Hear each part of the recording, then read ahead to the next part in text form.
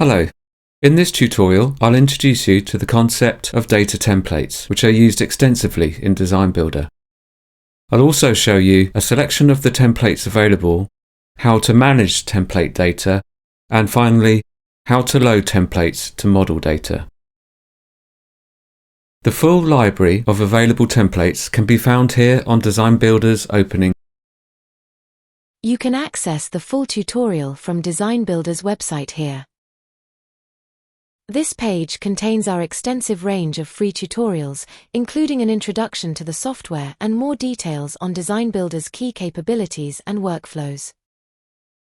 The tutorials are all short, enabling you to quickly and easily view the most important details in your areas of interest.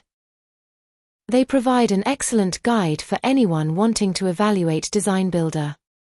A direct link to this specific tutorial is included in the video description.